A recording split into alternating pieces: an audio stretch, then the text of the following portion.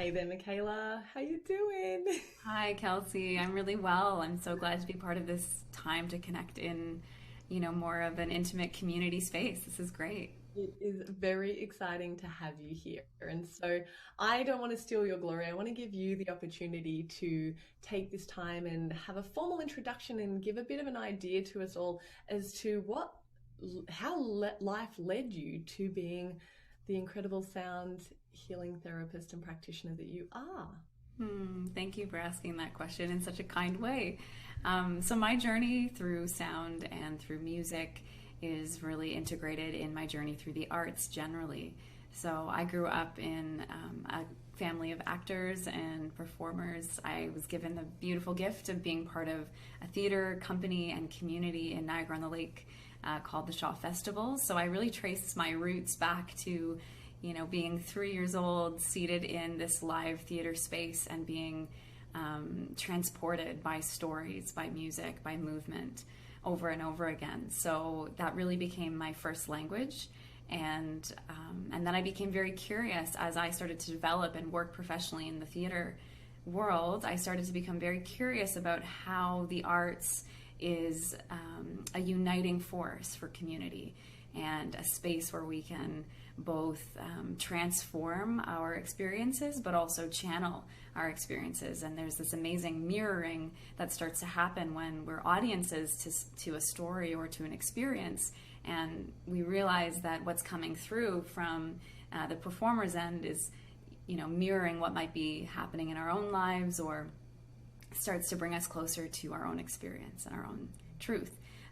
So as I started to develop within the arts, I was exposed to dance, I was exposed to, piano and guitar, and eventually moved away from a kind of structured training where I was learning about the voice and the power of the voice to more of a free-form way of learning and creating. And I started to songwrite.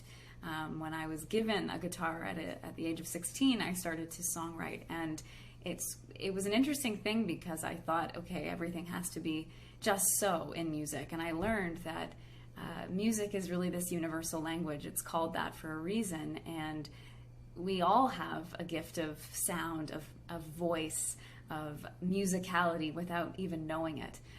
One of my favorite ways of seeing the human body is like the metronome. The heart is the inner drum, the heart is the metronome. So I really started to connect to kind of my own inherent musicality without the guidance of a coach or lessons, and I started to songwrite. So through that journey of growing up in the theater world, taking lessons on music theory, on dance, on voice, and then eventually learning that there was more that wanted to move through me. And since then, I've been really focused on what are the therapeutic benefits of the arts and expression. How is the arts a space that connects us, unites us, and like I said earlier, brings us to our own experience and reflects back to us what we might be working through in that moment. And so the music therapy journey and sound therapy became an area of study, I would say about 5 or 6 years ago, which united in my work as a yoga teacher and as a meditation teacher. So there was this really neat kind of full circle that it took me on. It brought me back to my roots, but it also led me in a new direction, sort of like a tree growing a new limb, and learning that there was more to look at, that music and the arts is not just entertainment and not just a performance, but is a language of connection and can have therapeutic benefits. So that's really my journey. I studied at the University of Toronto, and I did study musicology and music there, and I'm now looking toward a music therapy master's. But in the interim, there's been many different certifications that have taken place, and I've learned that I just will never stop learning, that there's so much to unpack. Yeah. And well, thank you. That's wow. Even I didn't know all of that. So I loved receiving that for the first time, and there's so many little gems in there. I love the concept of it being kind of holistic, even an additional limb, but seeing how it all comes together, and understanding that sound is healing, and seeing that I just know it's so inherently pouring from you in that way. So it's beautiful to know that it's been such a journey for you to create it and to nurture it within yourself, to express it that way. And I'd love to hear from your studies and from your experience, really like the origin of sound healing as you practice it, with the, particularly with the beautiful bowls, and how that kind of all came together. That's such a good question. Yeah, when we look at the origins of sound utilized as a tool for healing, it dates back centuries and centuries. And some texts even describe the human voice being used in a medicinal or healing way since the dawning of humanity. That, like I said, the voice is a birthright. We're all born with this incredible gift of having this inner metronome, of having an inherently rhythmic capacity to us. So when it comes to the origins, I always encourage people to think about their own lineage, their own heritage, and to speak to their family members and see how far you can trace it back in terms of what's the music of your roots. What are the instruments that were present in the the kernel or the seed of your lineage. So my lineage is Celtic, and the Celtic drum and the Irish wake, encourages singing and community vocalization, and so I've been tracing back my own ancestral roots in music. So I'd say that question's so broad, but when coming from a sound therapy lens, we trace it back to ancient Greece, ancient Egypt, ancient Tibet, where, as some of us know, Tibetan singing bowls emerged. So indigenous music of North America, South America, when we look at drums, and many cultures have drums in them. That's something a teacher said to me once, that if you trace it back far enough, you'll find that there's a drum at the beginning of time in your lineage. Mm-hmm. And so sound as a healing modality, or a medium for connection and grounding, or transforming emotion, releasing energy, gaining energy, regulating the body and the nervous system, has been used for centuries. It's a really fascinating thing to read about, and like I said, it connects individually to different cultures and lineages, but also collectively, coming back to this notion of music as a universal language, that we're all part of this dialogue, woven together. Absolutely. Yeah. That's so beautiful. You've just made me feel like this desire and this longing to actually learn how to play a didgeridoo. Right? To like reflect on that from my lineage, from my heritage. Oh, very, very cool. So you did touch on a few of the benefits there. So I'd love to hear a few more of the benefits that sound healing can have in our lives. Yeah, absolutely. And I would say it's such a personal experience. So I would really, ask people, how does sound and music impact you on a day-to-day basis? Can you think of a moment where the sound of your environment shifted your mood, your perception, your sense of yourself, or connection to others? Even just the example of, what does the sound of traffic elicit in you, or stimulate in you? What does the sound of a bird bring up for you? And so we're all connected to sound in different ways. So when it comes to a sound healing session, or a sound therapy session, or a sound bath, it really depends on the moment you're in and how sounds might impact you. But I love to give the recognition that the human body is inherently vibrational, that every muscle, every bone, every tissue, every cell in the human body is emitting its own vibration. And science talks about that everything in motion has a vibration. So we really are this living, breathing symphony of life. Human beings are. And to think about how sound baths become like an opportunity to have a dialogue, a sonic dialogue with other instruments. So the body gets to hear other vibrations. And just like an instrument can go out of tune, so can the human body. So the benefits of being immersed or submerged in sound waves is really the opportunity to actively listen. And this is a bit of a limb, but one of my main areas of research is studying how there is a biofield around every body, which means essentially that there's an electromagnetic current or a field of energy that's invisible that spans about 6 feet away and around in all directions from a human body.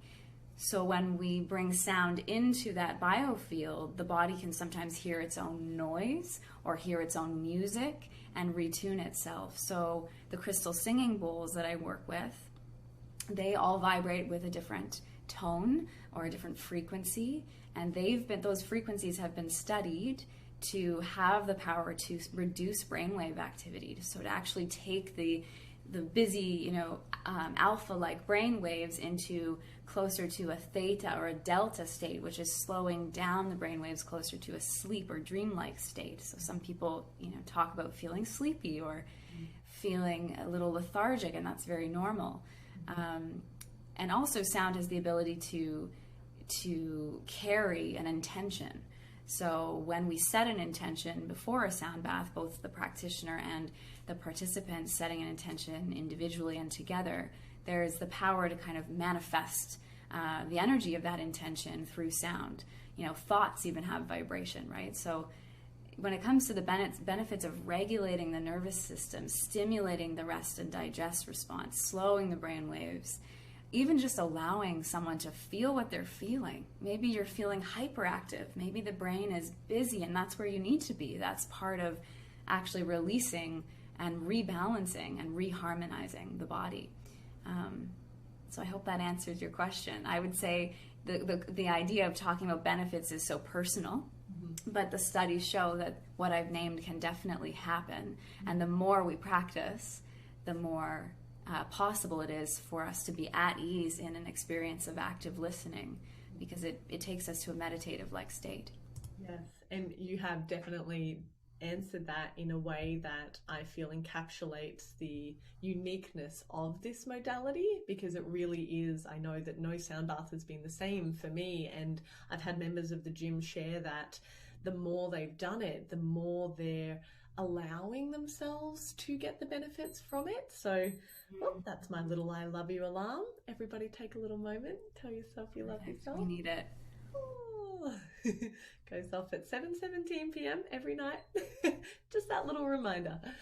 So as we know, you're here because inside of the gym you are guiding beautiful sound healing, soothing sound healing sound baths. And so I'd love to learn a little bit more about why they're structured the way they're structured, what it is, and why you use the different instruments that you do. I believe you've got them ready to kind of introduce them to us. So take it away. Thank you. Yeah, so I work primarily with a multi-instrumental approach. Coming from an interdisciplinary background as an artist, I like to really weave in different tones into a sound bath to give someone a kind of soundscape experience. And a lot of people I've spoken with describe it as a journey, that they kind of go through these different gateways, and the sounds, the different frequencies stimulate different emotions. I'll introduce you to my crystal singing bowls, which are some of my dearest friends. This is one of the smaller crystal bowls, which is made out of pure quartz crystal.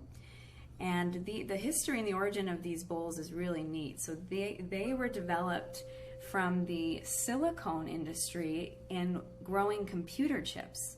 So when computer chips were being grown inside these vast crystalline vats or bowls, there was a gradual discovery that instead of throwing out or sort of recycling them for one purpose, that they became repurposed. Somebody realized, oh, that's a really powerful sound. And when we take a mallet and similar to a crystal glass, we can stimulate this circular vibration.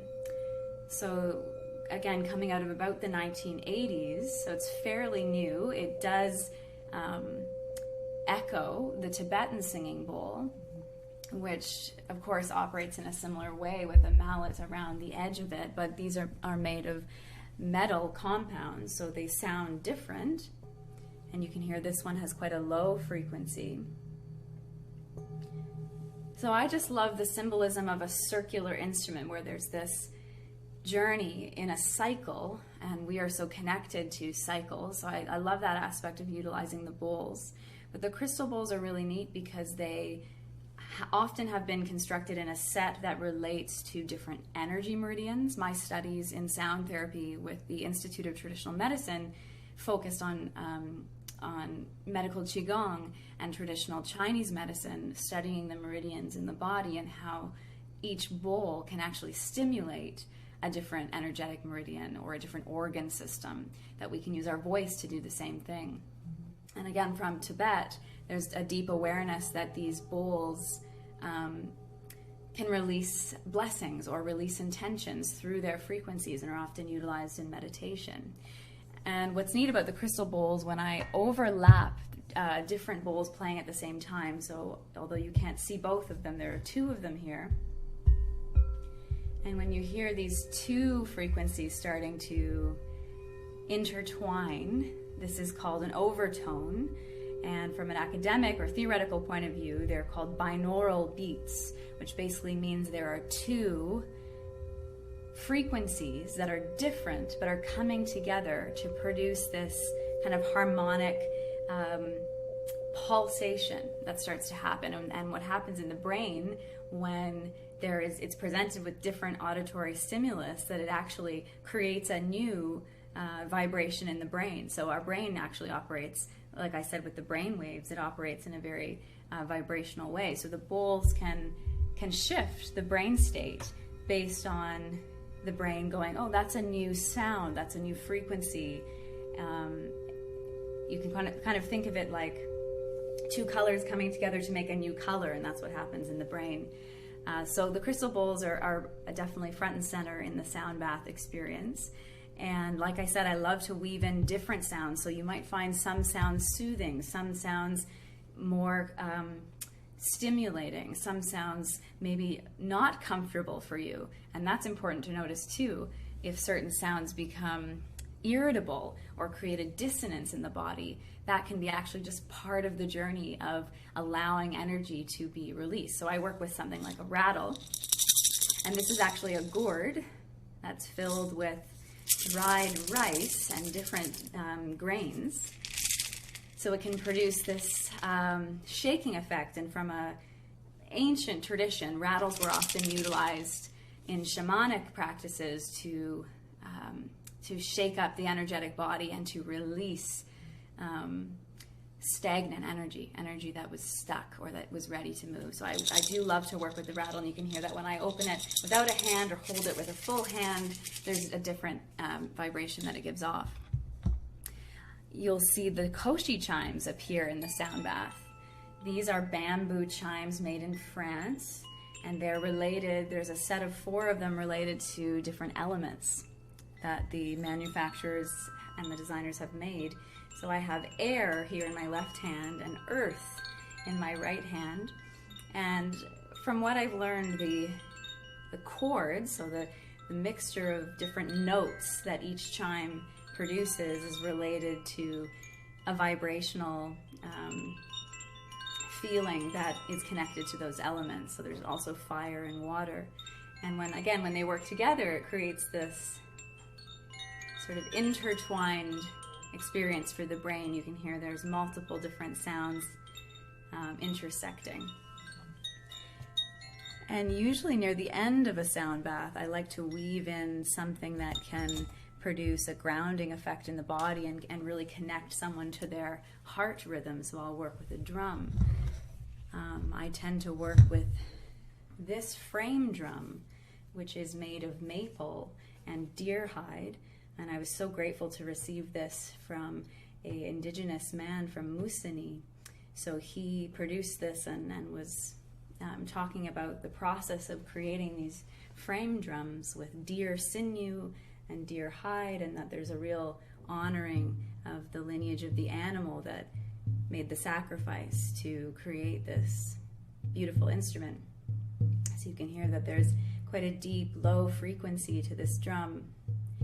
And again, the structure of each sound bath is different, but this often appears near the end as a way of grounding and allowing someone to really go inward to their heart center and just check in with themselves at the end of an experience. And of course, different rhythms will produce different effects in the body. But this is a really regulating tool, because when the body hears a steady rhythm, there's a tendency to want to sync up to it. It's almost breathe in rhythm with the drum. And usually at the beginning and the end of a sound bath, I weave in the sounds of the guitar. And I love to bring the guitar in because there's something campfire-like about having a guitar start and end a journey and connect people. And in a way to raise their voices up together is something that I often encourage, is group singing or group chanting.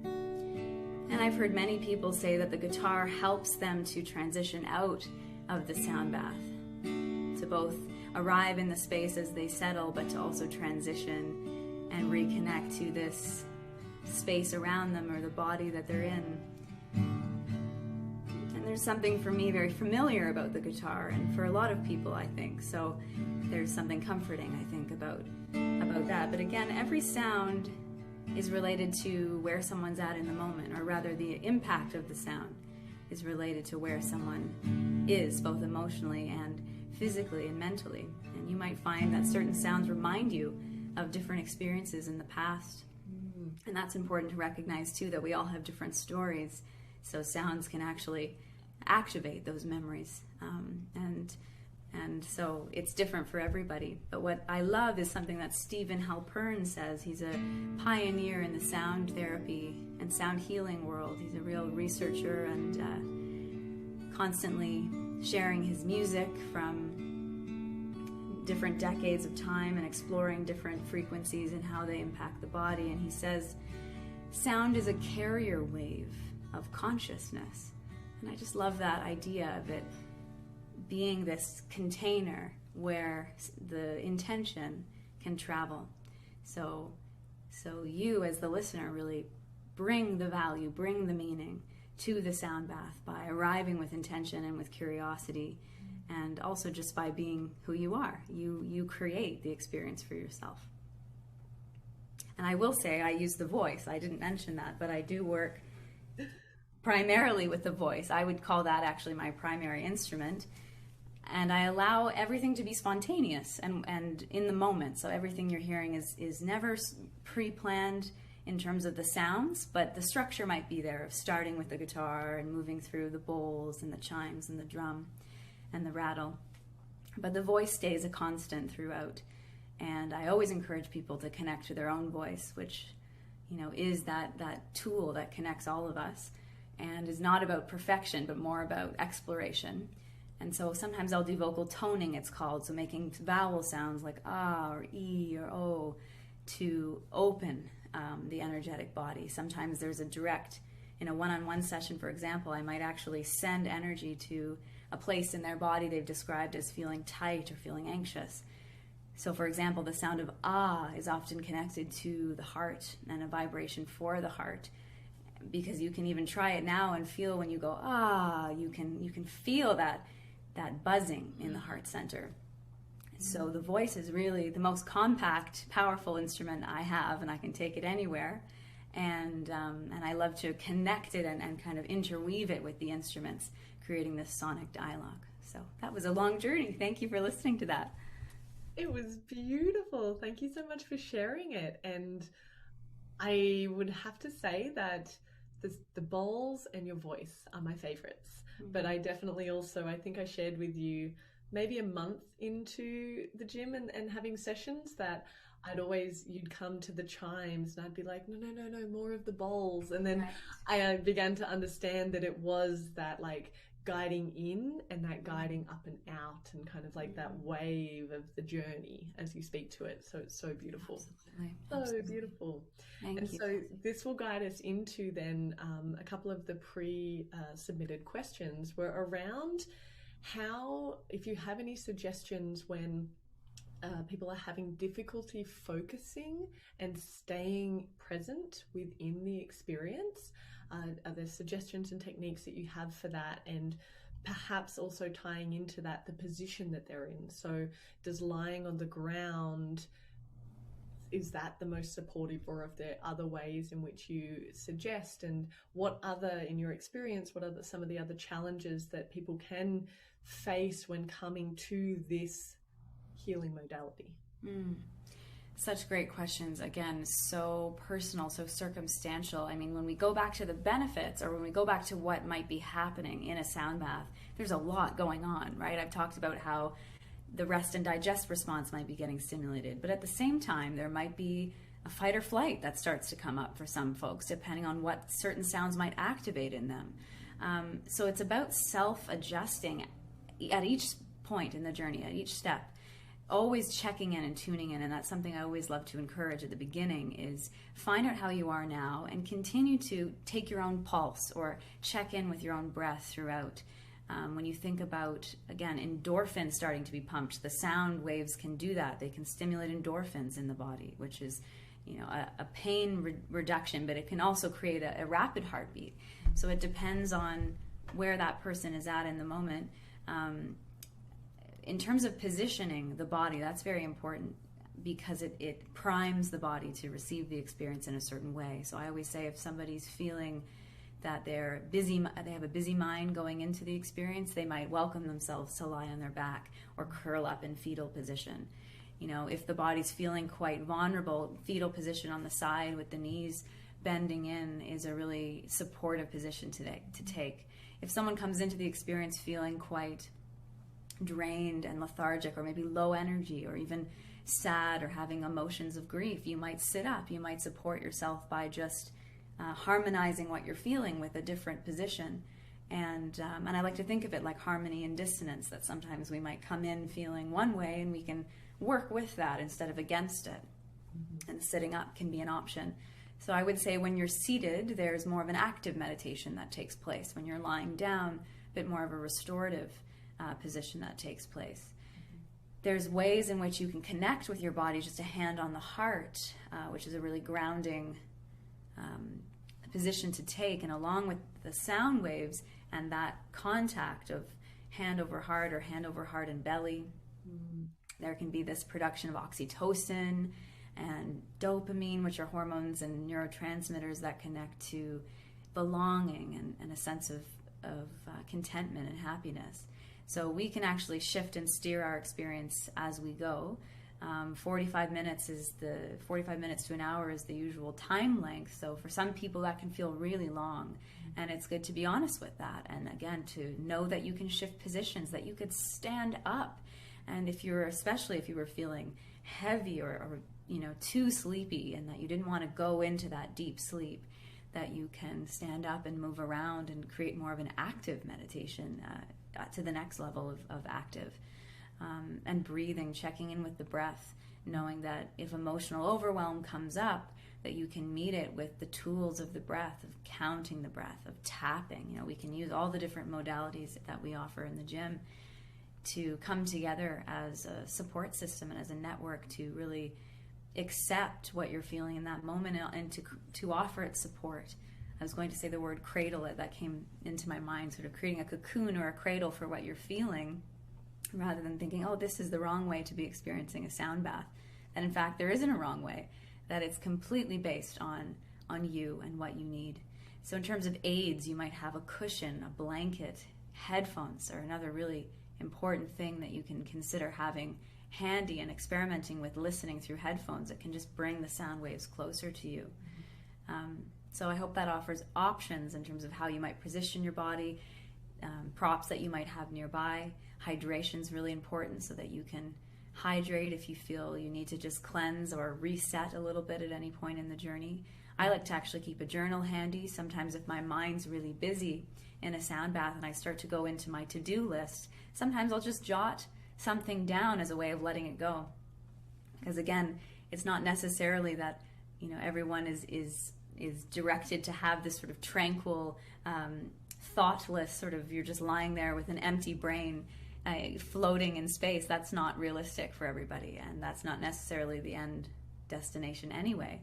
That it's actually just allowing whatever your experience is to really be there, and know that you have tools to adjust and support yourself as you go.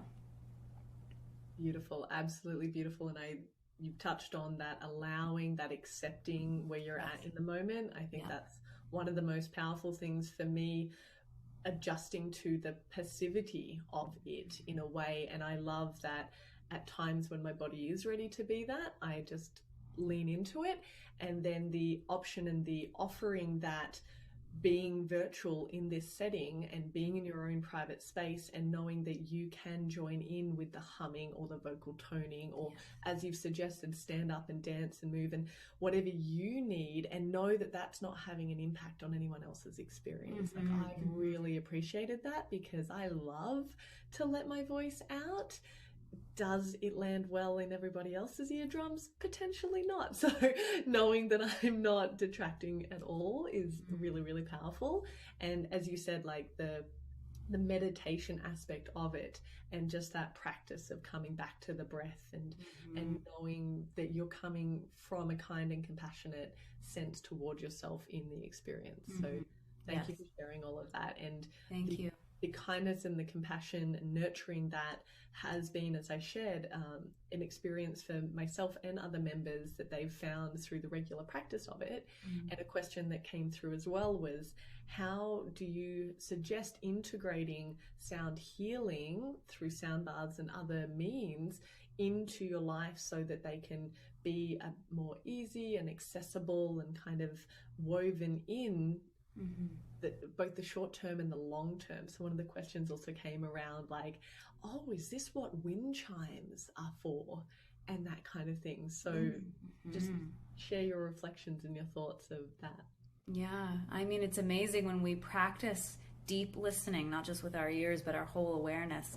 We can recognize and begin to tap into the fact that there's soundscapes everywhere. So even just feeling, our feet on the ground, you might feel a vibration coming through the ground, maybe even the sound of other people's voices sort of resonating through the floorboards, connecting to just whatever the sonic atmosphere is around you is a really powerful thing to do to kind of reach your listening. This is a practice I often recommend, is to reach your listening to the farthest sound that you can detect. Take a moment just to notice, what is that? How far might that be? What might that sound be?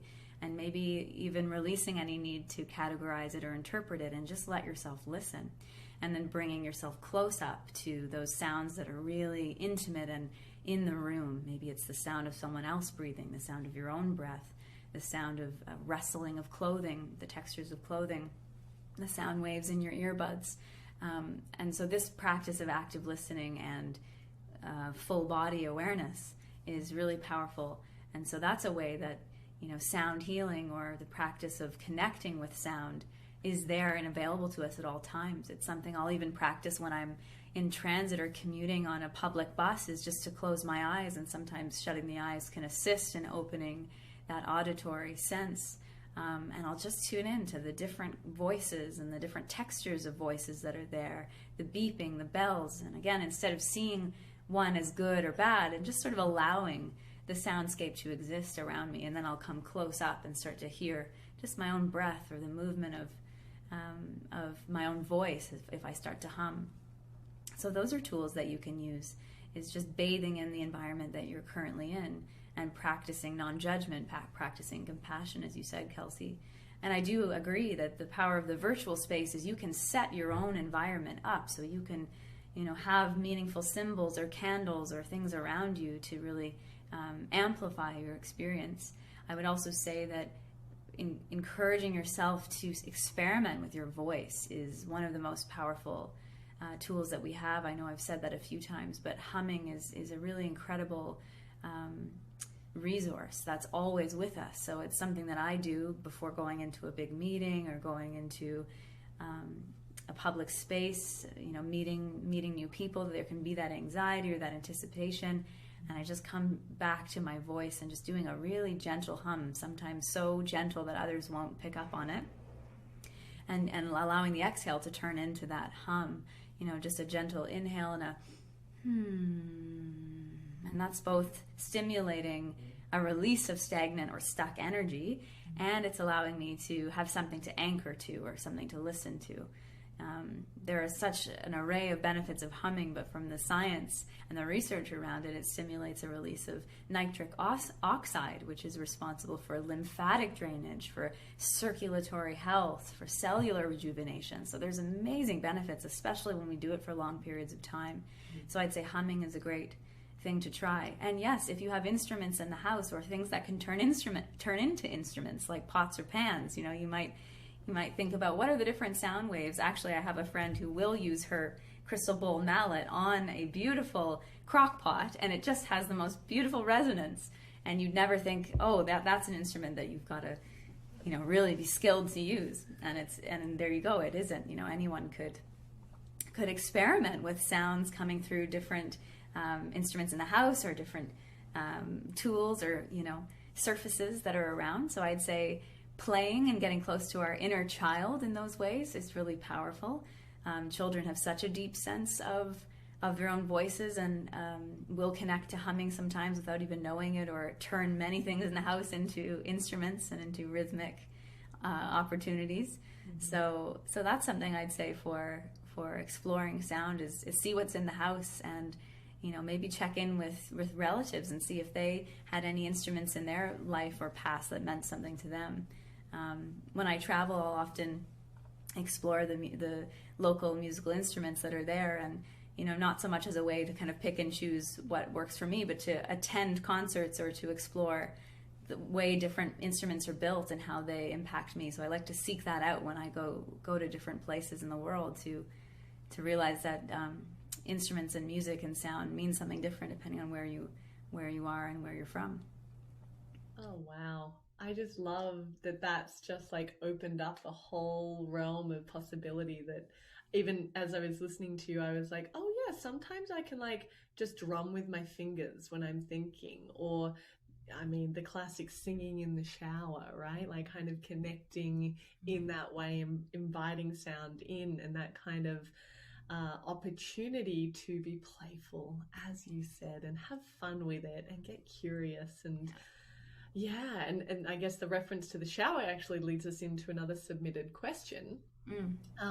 That was in relationship to one of our members shared that when they're in a bath and they go under the water, they're tuning in and hearing a frequency, and it has been getting stronger and as they've been experiencing this over time. And so a few curiosities have come up around that. So what does it mean to be hearing frequency underwater, and is there a meaning behind it? Would it be possible to work out and understand what frequency it is, because it's quite a high pitched sound? And I know that we've had discussions about the benefits and the impact of water in all of this. So over to you to enlighten us. It's such a neat question because it does encompass so many different aspects of how sound can be powerful depending on the environment. So that question really leads us into the fact that environment changes a lot. So we know based on research that water, the particles in water are more densely packed than in air. So sound will actually travel faster in water than it will in air. And so when we're in a bath, and I've done this before as well, where I will hum in a bath, and there's this power of sort of being submerged and underwater and hearing almost the internal microphone of hearing what do I really sound like if I was living inside my own head, with just this this kind of cocoon around me. And so water is a really powerful transmitter of energy, but also we are composed of water. The human body is about 70% water. So therefore, we also naturally respond to sounds in such a deep way because sound will travel about 5 to 10 times faster in water. So the bathtub is a neat place to explore humming and to explore listening. I used to live above a subway station, so when I took a bath, that's where I could hear the subway car, but yet I never heard it above ground. So in terms of a frequency that you might be hearing when you're in a bath, it's possible that it's many different things. I mean, we are wired in such electrical ways in the homes that we live in, so there can be electrical pulses that are coming out of the wiring in the walls, or the cell towers are giving off their own frequency as well. The fridge is giving off a low hum, a low frequency. So everything really does have its own frequency and vibration, and we talked about that in relation to the human body, right? So when you're in the bath, you might actually be hearing maybe your own inner frequency.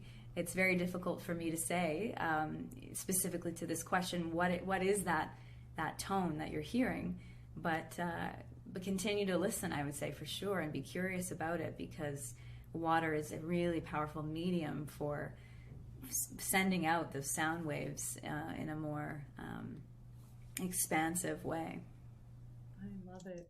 I love it.